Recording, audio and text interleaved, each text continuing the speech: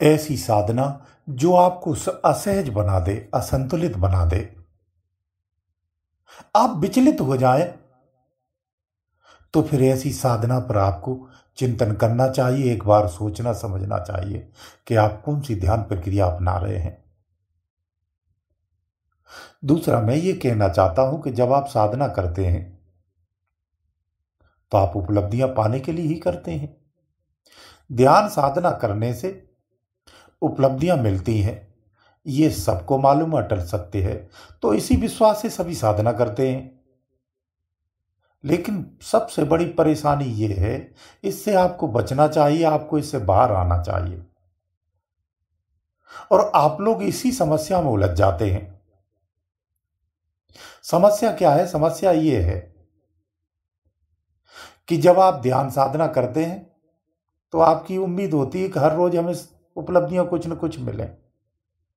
लेकिन ऐसा होता नहीं है। दुनिया का कोई भी ऐसा साधक नहीं, मैं आज तक का इतिहास उठा लो, वर्तमान ले लो, सबको मिला लो, किसी भी साधक के साथ ऐसा नहीं हुआ है कि उसे रोज उपलब्धि प्राप्त हो। ऐसा संभव नहीं होता है।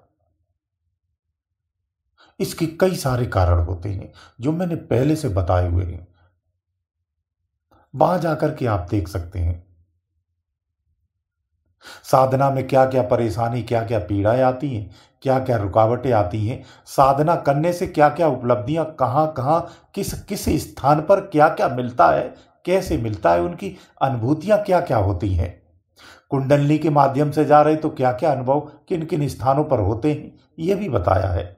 यात्रा में करते हुए किन स्थानों पर किन किन चीजों से हमें रूबरू होता है, क्या क्या पीड़ाएं किन किन स्थानों पर आती, सब तो बताया है।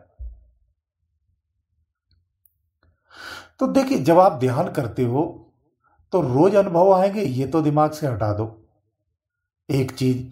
दूसरा, जब आपको अनुभव नहीं आते हैं तब आप बहुत परेशान होते हैं। कब कोई अनुभव नहीं आ रहा, अब मैं क्या करूं, अब मैं कहां जाऊं, क्या गलती हो गई, अब मुझे क्या करना चाहिए। अगर आप साधक हैं तो आपको इतना विवेक होना चाहिए कि हमारी ध्यान स्थिति किस अवस्था में है। अगर आपका ध्यान नहीं टिक रहा है रोज, तो अनुभव कैसे आएंगे? कभी कभी ये अनुभव लगने के, ध्यान यानी आपका टिकने के बाद भी अनुभव नहीं आते हैं, तो इसका मतलब ये होता है कि वो सही अनुकूल स्थिति नहीं आ पा रही है जहां आपको अनुभव आना चाहिए। ये संभव नहीं हो पाता है।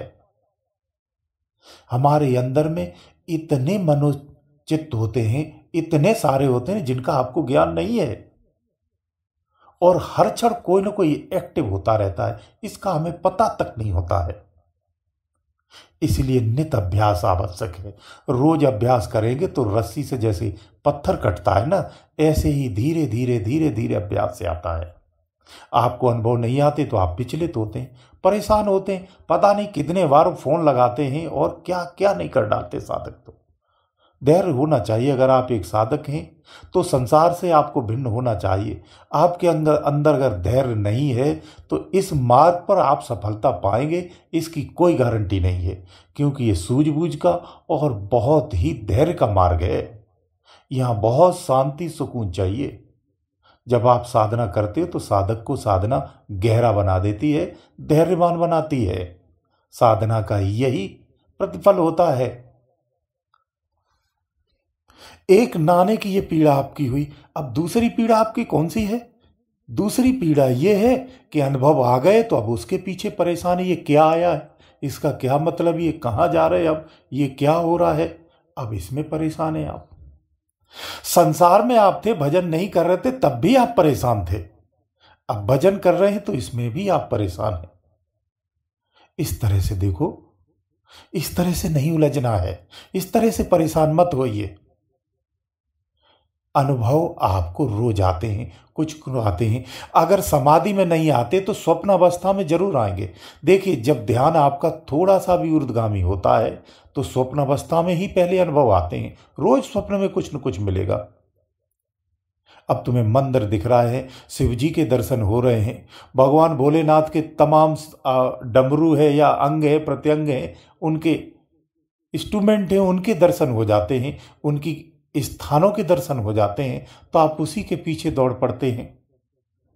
देखो, अगर आप एक साधक हैं तो आपको सहज होना चाहिए। संसारी है, उसके लिए शिव के दर्शन होना एक चमत्कार है। वो तो दौड़ता फिरता है, गाना गाता फिरता है, नाचता घूमेगा फिरेगा, हमें शिव के दर्शन हो गए, ये अज्ञानता की बात है।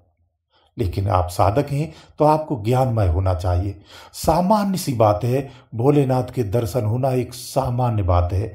भोलेनाथ के नहीं, अन्य देवता कोई भी आपके जो इष्ट हैं, जिनसे आपकी श्रद्धा है, उनके दर्शन होना एक बहुत सामान्य घटना है।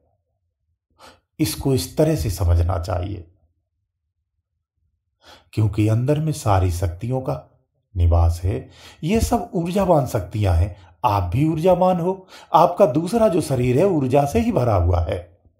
जब उसका उससे संपर्क होता है तो जो चीजें आपके घर में रखी हुई हैं तो वो तो घर में दिखेगी ना, सामान्य सी बात है। लेकिन जिसे नहीं दिखती, जो इस स्थिति में नहीं है, ये उसके लिए चमत्कार है, आपके लिए नहीं है। तो अनुभव नहीं आते तो आप परेशान, और जब आप अनुभव आने लगते हैं तो आप परेशान होते हैं। तो आप खुद से ही थोड़ा धैर्य से सोचिए, आप आगे कैसे बढ़ेंगे। संसारी थे तो भी आप उधर तमाम उलझनों में फंसे हुए थे। अब यहां अध्यात्म में आ गए हैं, तब यहां भी खुद से परेशान हो रहे हैं। यहां विवेकता से काम लेना है, यहां धैर्य से काम लेना है। इस तरह से साधना में आप आगे नहीं बढ़ पाएंगे।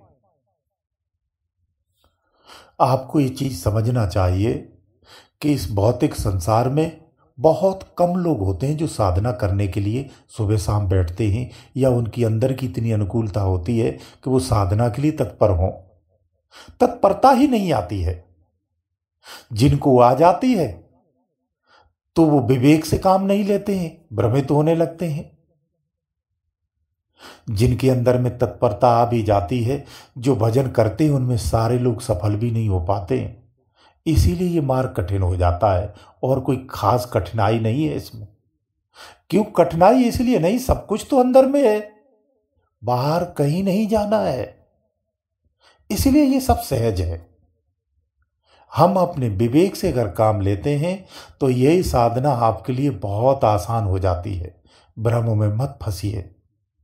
बार बार कहता हूं, आप खुद से ही भ्रम उत्पन्न करते हैं। ये ऐसा हो रहा है, इसका मतलब ऐसा हो सकता है, इसका मतलब ये हो सकता है, ये वो ऐसा हुआ था, वो यहाँ ऐसा हो गया है। इस तरह की कल्पनाओं से आप खुद में ही खुद का भ्रम उत्पन्न करते हैं और खुद को भ्रमित कर लेते हैं। और इन्हीं भ्रमों को लेकर के फिर आप दूसरों को परेशान करते हैं। मैं ये कहता हूं, शांत हो जाइए। जैसे एक तार में करंट होते हुए भी वो शांत होता है, आपको भी शांत हो जाना चाहिए। जितना आप शांत होंगे उतना अच्छा होगा। अनुभव कोई समझ में नहीं आ रहा है, उसे छोड़ दो। हमेशा आपका अनुभव प्राप्त हुआ और आप किसी से पूछ लूं तत्क्षण आपको समाधान मिल जाए, संभव नहीं होता है। या तो आप गुरु के सम्मुख बैठे हो तो पूछ लो, तुरंत जवाब मिल जाए, संभव नहीं हो पाता है। इसके लिए क्या करना है? ये सबके लिए कह रहा हूं, जिनके गुरु हैं, जिनके नहीं है, उन सबके लिए कह रहा हूं। इन अनुभवों में मत उलझो।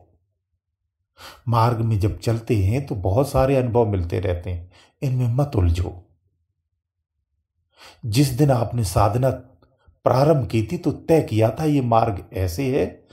आपके गुरु है या गुरु नहीं है, तो आपने शुरुआत में तय किया था इस मार्ग से ही हमें लक्ष्य प्राप्त होगा। तो उस मार्ग पर वही साधना करते रहिए ना। रास्ते में कुछ मिल रहा है तो आप शांति बनाए रखिए। आपको अपना लक्ष्य प्राप्त करना है या फिर इन अनुभवों में उलझना है, तनिक विवेक से समझेंगे तो सारी चीज समझ में आएगी। अनुभवों के समाधान मिल जाए तो संतुष्टि होती है, उत्साह बढ़ता है, जरूरी है, ये सब कह रहा हूं। परंतु तत्क्षण आपके अनुसार तो संभव नहीं है।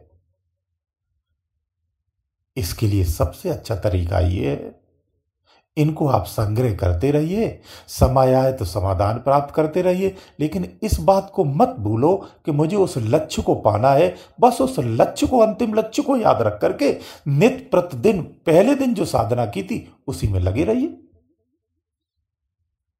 कभी आपको कंफ्यूजन नहीं होगी, कभी आपको भ्रम नहीं होगा। इस तरह से आप धैर्य से आगे बढ़ते रहिए, तो आप अपने आप को पाएंगे कि आप संतुष्ट भी हैं, धैर्यवान भी हैं, आप विवेकशील भी हैं और आप सफलताएं भी पा रहे हैं। इस तरह से साधना करो।